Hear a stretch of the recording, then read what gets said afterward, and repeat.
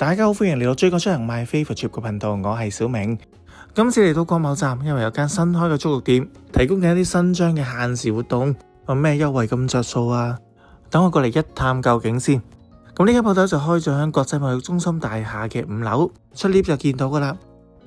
有塊 banner 寫住話浸腳加按摩都係39.9，咁着數，真係入去睇下咩料喎。鋪頭名叫做紫陽影院足道 SPA， 入到嚟見到個場真係好新淨啊！咁亦都有唔少客人。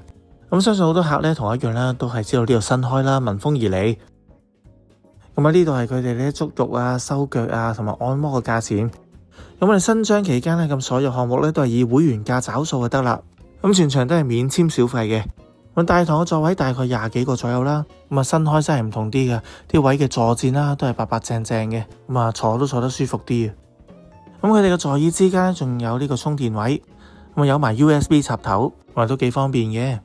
咁呢度除咗有水供應之外啦，咁亦都有糖果咧俾客人享用。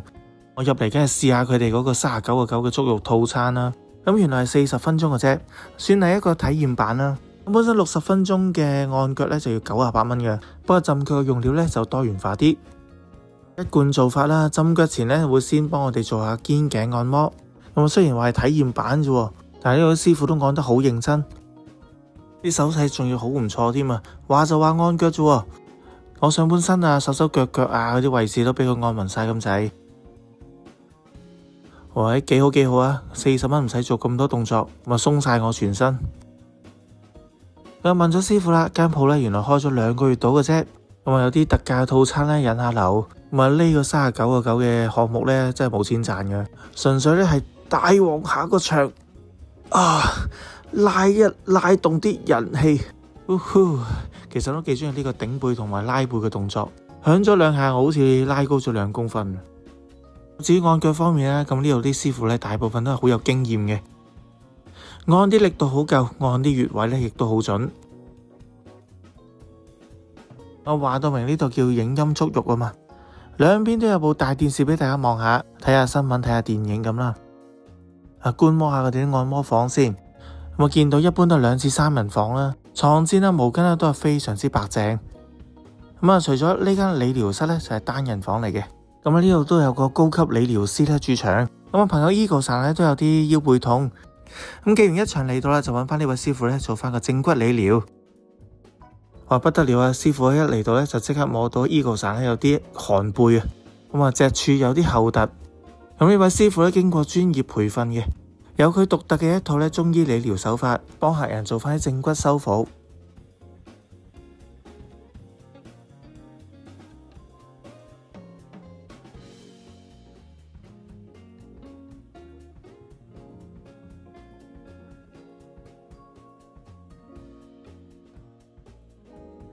我經過大概1個鐘頭嘅正骨修復療程呢，真係見到好明顯嘅效果